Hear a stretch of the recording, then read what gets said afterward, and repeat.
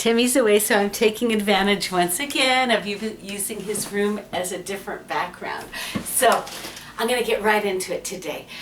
I want to tell you some adventures that we had, well, at least one adventure that we had when we were in Kenya. Because I realized the way to handle the 18 months that we were there from January of 2006 until August of 2007. Okay, so the way to handle it is just when stories come to my mind, I'll tell them, okay? Anyway, so if you are new and you don't understand why I'm talking about Kenya, I'm threading throughout my whole channel, I've been threading my life story, all my adventures through my channel. And right now we're at the place, as I said, 2007, of when our family lived in Kenya for 18 months. And if you want the immediate background, the last time it was called where I did a recap and everything, it was called the butt shot. And I'm sitting in a bathtub telling the story. So now I'm just going to go right to the adventure, because if you know me, if you've been watching a while, you know that that's what makes me tick. I love. Why do I live? Of course, it's not the most priority of my life, but I live for adventures. I love it. I think that I wouldn't trade my family for anything, right? But if I were a single person, I think that I could just live amongst whatever people group and experience all the different people groups of the world living as they do. And whether I have a lot or a little or nothing, I think it would be the most wonderful thing just to experience different cultures. But anyway, so this was one of the highlights of our time in Kenya, at least for me. And the kids got left behind because they were doing school and everything, and we would leave them safe. I was not, you don't have to report me, I was not a bad mother, but we left them safe, but we left them to do their homeschool, poor kids. No, they turned out fine. So anyway, more than fine. But anyway, we would leave them for sometimes a week at a time, sometimes just a weekend, because we would get invited to go and teach the Bible to people who don't have computers, people who don't, these are people who, we weren't there to convert anybody. It was just people who already loved the Bible and wanted to learn more, and maybe didn't have access to books and because they live, honestly, the people I'm going to tell you about live in the middle of nowhere, and live in not in a Western world standard, let's say. They are the most wonderful people you'd ever want to meet, though. And their lifestyle is beautiful. It's absolutely beautiful. But, and anyway, we got a chance to experience lots of different tribes. Jose and me, we would go on our little adventures to teach the Bible, because they would want it. They would ask for it because they wanted to learn deeper stuff. And Jose, I was kind of like his sidekick because he's the one who had really studied. You know, I talk from the top of my brain sometimes, and stuff that, anyway, forget that. But he was, they would love to hear all the stuff that he had learned as he studied. He taught himself Greek and Hebrew and everything to go back to. That's for a different one. Anyway, let's get to the adventure. Okay, so, in 2004, when Jose and I had just gone there just to for 2 weeks, we had gone to spy out the land. We didn't even know that we were going to move there eventually. At the end of our stay there, we had the privilege of seeing a Maasai Manyata, two actually, Maasai Manyatas. A Manyata, okay, the Maasai people are, as I said, in my future videos I'll tell about different tribes like the Luos and different, but this is the Maasai, and they are known, if you see a National Geographic, or you can even Google them, they're known for the ears, okay? They train their ears, or you know how people here, they take a big earring, bigger, bigger, bigger, bigger, bigger. Well, they do it until their lobe is down here with a big space in the middle. You know, it's hard to explain. And with lots of earrings on it and stuff, and they make a lot of jewelry. One time, maybe in the future, I'll put on, they would give me, these I treasure, this I treasure. I'm not somebody who goes out to buy jewelry, but if it's been given to me, I will treasure it for the rest of my life. They gave me jewelry that they had made because they're known for their beadwork. And also I bought a couple of, back then I was bigger, and I bought, like, they now look like tents, but some Maasai kind of clothing. And well, this was not Maasai, this was just African clothing, but the Maasai is the jewelry. And the picture that you're going to see on the thumbnail is when we were there in 2004, when I was thinner, before I gained weight. And probably about the size I am now. I can fit into, I've got that outfit, I could probably still fit into it. Maybe I'll put it on sometime. But one person bought it for me, and so I got to dress like an African. Now the outfit that I'm in the picture, if Jose can find it to put it on there, is not a Maasai outfit. It's just a regular Kenyan outfit. Beautiful. Okay.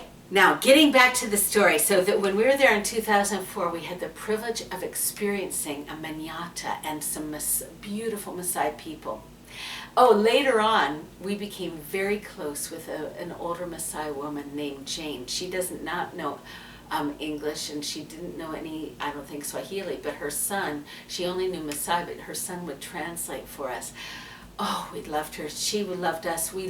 She's a wonderful person. But anyway, she showed us that they take their ears sometimes for relaxation and put the lobe over the top of the ear. Just for anyway, that's what they do. But, and she would always look, you know, like the National Geographic with all the jewelry and everything. Just a beautiful woman. But, oh, maybe Jose can put that picture up. I've got a picture of me with Jane with all of the Maasai stuff on. Maybe that, or the one, I don't know. Maybe since I'm talking about Manyatas, the picture of the Manyata. Okay, so the Manyatas that we saw in 2004 were smaller because they were like when we go camping or something, or go away into the away from our home for a little bit, you know, we'll put up a tent. Well, these were smaller, just easy ones that they had just thrown up, you know, in a moment. And what they do, it's the women who makes the Manyata, the home. The woman designs it, they told us, and the woman then builds it. She does everything. And so, and it's the home, the Manyata, is made out of cow dung, but it does not smell because it's dried with mud, I guess, and then it makes into a little home. But I'm telling you, these temporary ones, the ones that we met, the ones that we were experienced in 2006 or 2007, they were bigger, because they're their real home. But these temporary ones were little. I was taller than it. You have to bend down. And anyway, we were just amazed and shocked when we saw it because, okay, it's kind of a round top like that, but you go into it like going into a snail shell like that, if you get my drift. It's just a small, in fact, Jose couldn't go in. He was too big at that time to go into the little opening because they're all skinny, you know. And but I got to go in, and they warned me before I went in there what I was going to experience, because the windows, I'm not exaggerating, are like this big. Slits. Just slits, a few little slits, and then, but they cook on the inside, and so it's filled. They warned me that I wouldn't be able to see and that it was going to be filled with smoke, and it actually was. The only thing that I could make out was what they call the Maasai Matchstick, and what it is, it's like 3 stones 1, 2, 3, and then they've got this big, long kind of log that is a little bit green, so it burns slowly, but it's dry enough that it will burn. And that's called a Maasai Matchstick, and it's always burning, always going, but then they can rev it up a little bit. Okay, so I only got to experience that for a moment, but I'm telling you, it is smoke filled. Oh my, but it was so interesting. I adored every second. Okay, so fast forward to when we're living there, and okay, so it was, all right, we were made friends with a bunch of Masais. Okay, we also had we still do have friends from other tribes, beautiful people. But anyway, so they had invited us several times. We were invited to go and actually stay with them so that Jose could teach. Okay, so, and sometimes I would give a little, you know, a word here and there, but anyway, I was mostly just there for just to glean from their culture. Okay, so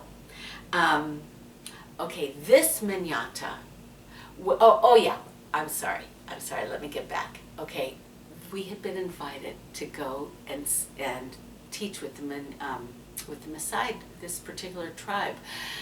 And so I said, oh my goodness, I told our pastor friend who was also a Maasai, I said it would be the biggest dream of my heart if ever I could have the opportunity to really stay in a Manyata.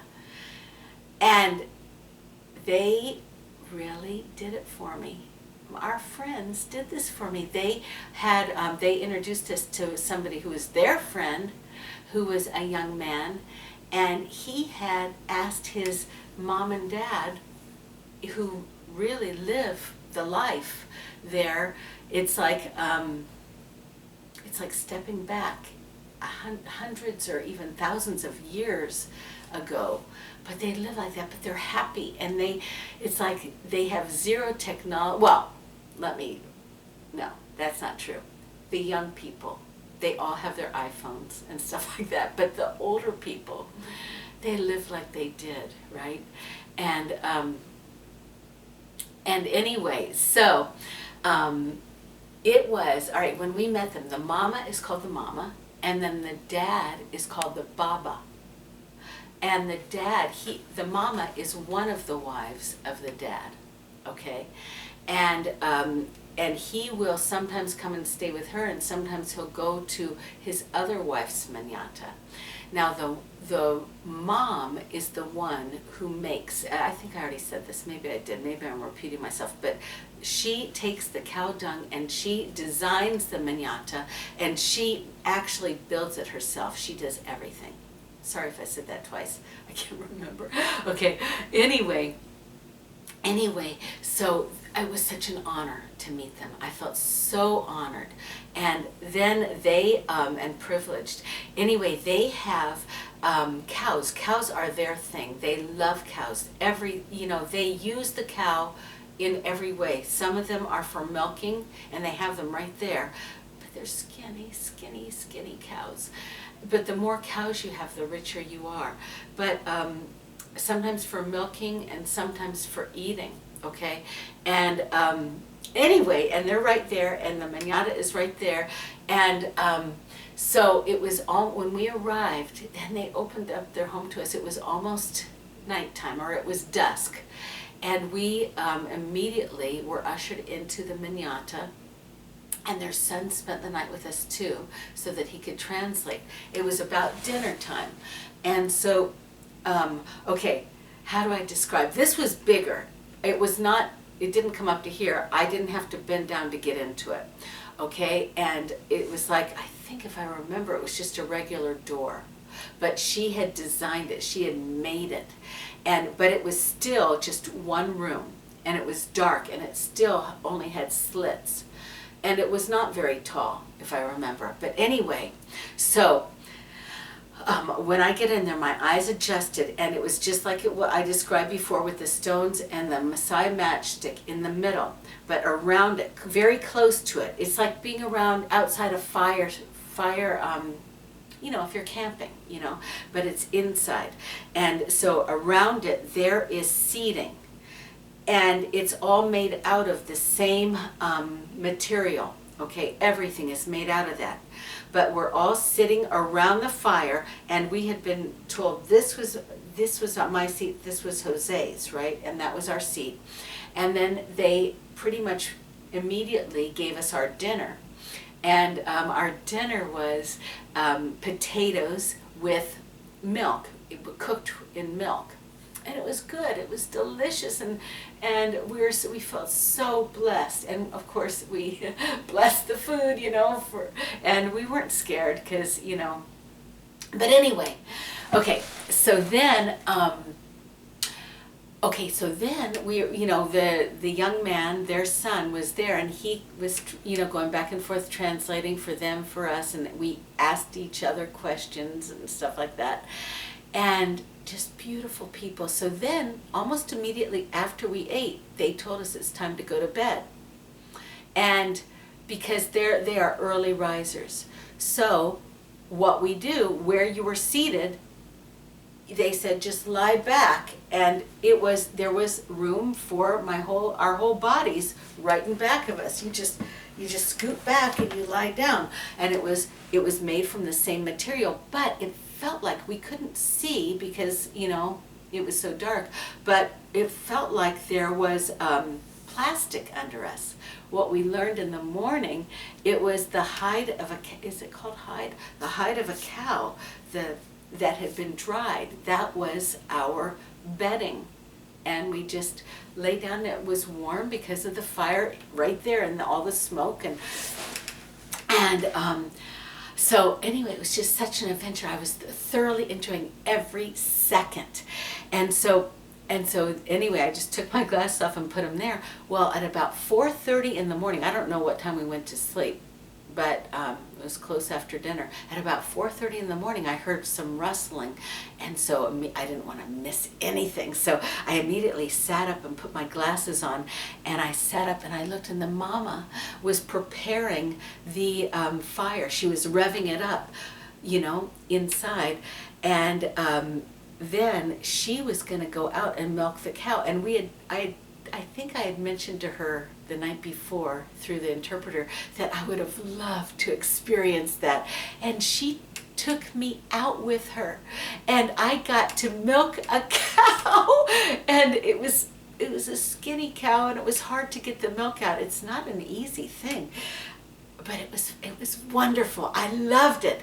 Okay, so she milked the cow, and they gave us chai tea for breakfast, which is tea that is cooked in milk with I don't remember if their version had any spices in it. Probably not. But so we had that, and also for our breakfast, they gave us both a dried corn on the cob, and that was our breakfast. And that was my amazing experience in a Manyata, a Maasai Manyata. And I'll be telling more African adventures in the future, but I'm so grateful to our friends. And these are loyal people, and we still have contact. Their son, sometimes, he's a pastor, Pastor Gabriel. He sometimes gets online, and because they go to the cyber cafe, which we used to go to, and writes to us, and wonderful people. So anyway, that is my Maasai Manyata adventure. Bye.